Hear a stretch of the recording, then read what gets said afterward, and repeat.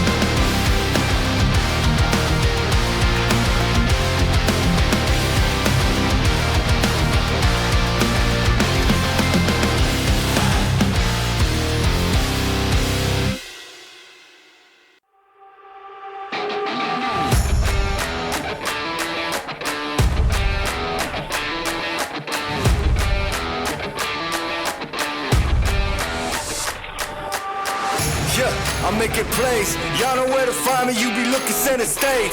24/7, we ain't never taking breaks. Got a lot to learn, think you better know the game. Yeah. y'all don't let the match.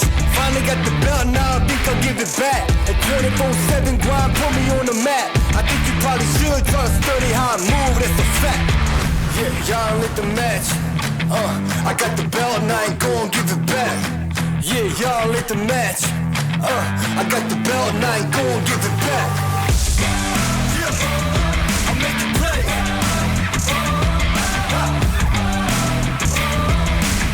And I can do this all day. You know I'ma make it play. Yeah, I'm making play. And I can do this all day. You know I'ma make it play.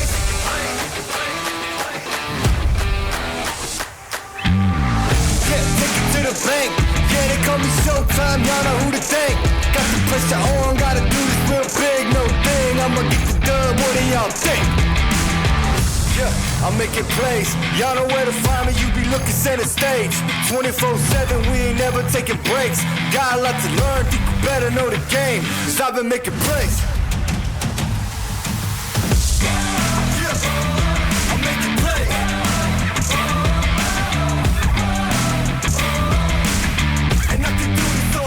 You know I'ma make it play. Yeah. I'm making play. And I can do this all day. You know I'ma make it play. Keep for it all, yeah, the winner takes all. Keep for it all, yeah, the winner takes all. Winner takes all, winner takes all. 'Cause I've been making plays. Better know the game. 'Cause I've been making plays. Better know the game. Yeah, I'm making plays.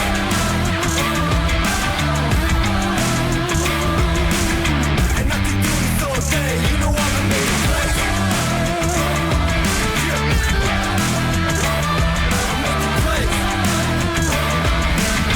And I can do this all day. You know I'ma make it play.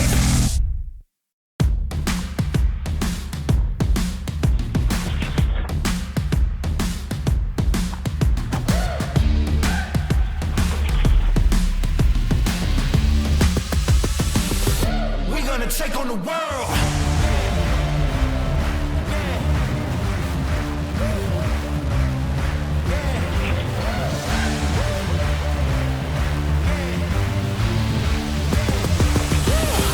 We're gonna take on the world. Standing up tall. We gotta make it our own. No waiting around. Winners would never look down. No one can stop us, we got it. The future is right in our hands. Give it 100%. We're gonna take on the